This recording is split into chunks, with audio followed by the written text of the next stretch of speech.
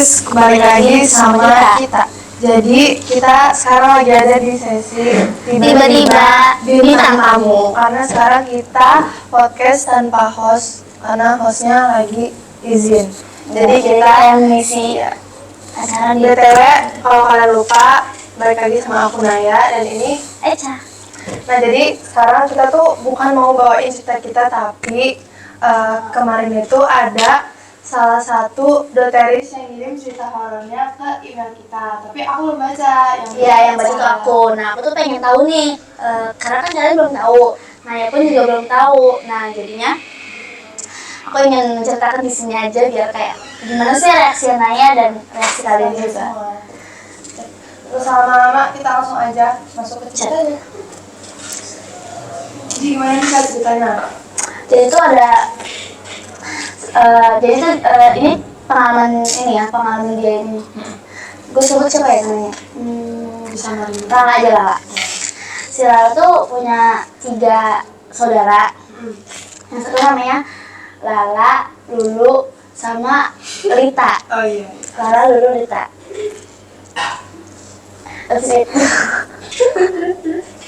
Habis itu fokus dulu. Ya udah, puasa guys, kita harus Semangat. terus serius. Lala, Lulu, Rita.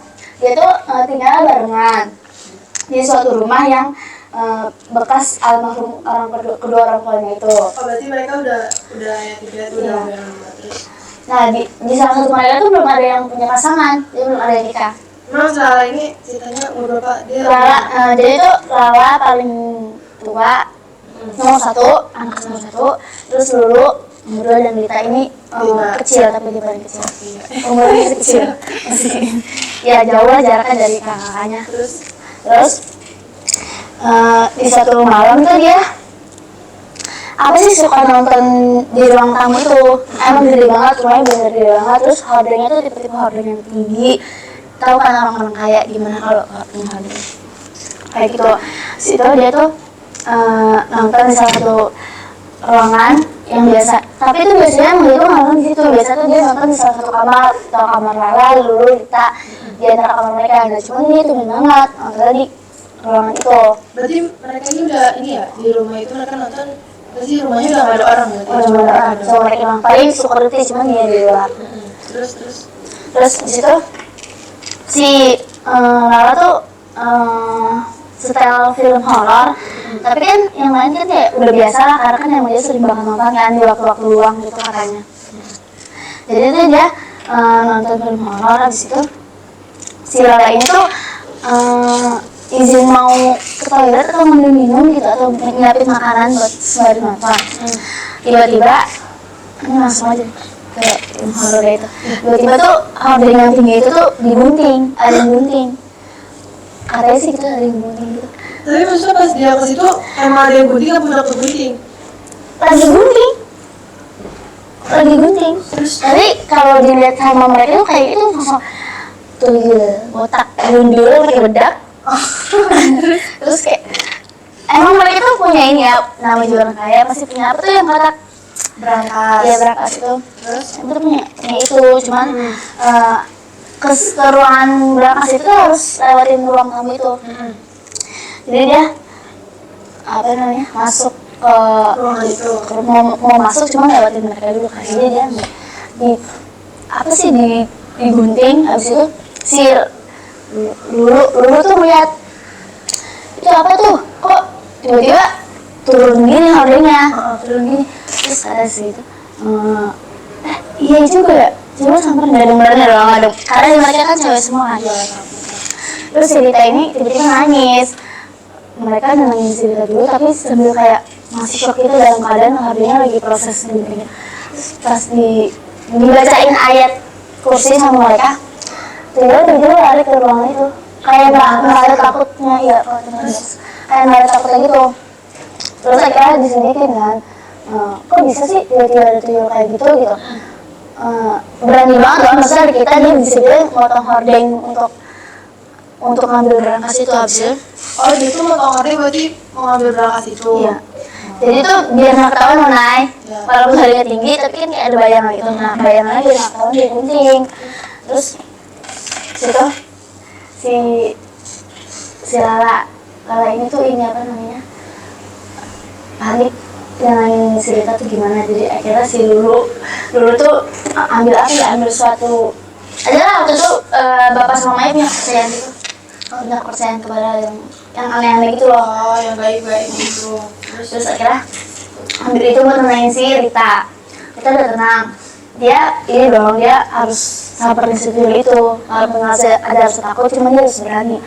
Terus waktu disamperin ternyata tuh tuyul tuh lagi kayak ngambun gitu. Aku bingung ya, kayak ini tuh benar tuyul atau bukan. Tapi gue tanya sih, masa pas dia kontak Dotem di benar, gue tanya ini ceritanya gimana, kamu nggak, kalau misalnya benar bakal ceritain, cuman kalau misalnya apa sih karangan kalian nggak bakal diceritain di sini.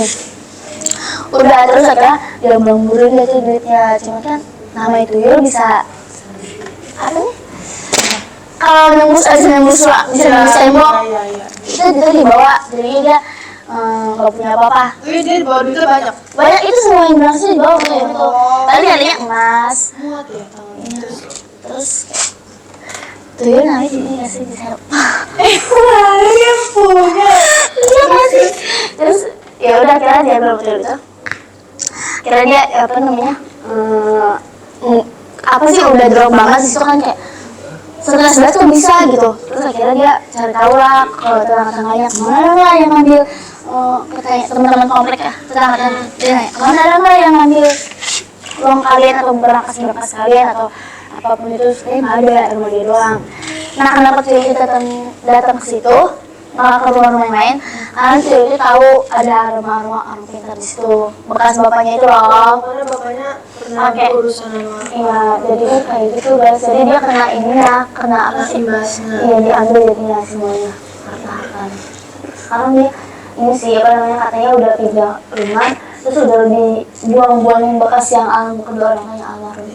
Jadi Berarti sekarang udah aman lah dia. udah aman. Berarti rumahnya udah nggak di situ ya? Udah mak.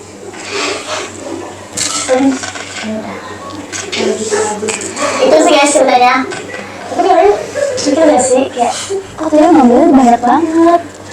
Terus muat ya tangannya, kan tuyul kecil ya? Tuyul kecil apa gitu? Kecil, anak kecil gitu lah dia. Oh.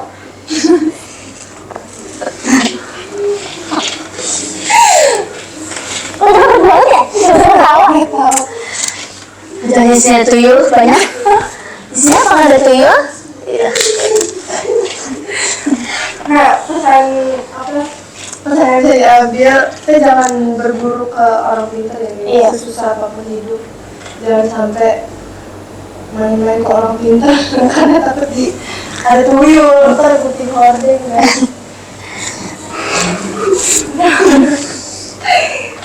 Terus gitu aja cerita dari kita. Kalau kalian suka sama video ini, jangan lupa like, komen, dan share. Subscribe juga guys, jangan lupa. Biar kalian tahu. Ini kapan lagi nih ada tiba-tiba bintang tamu, kapan lagi kan? Ya guys. Ya. See you. See you.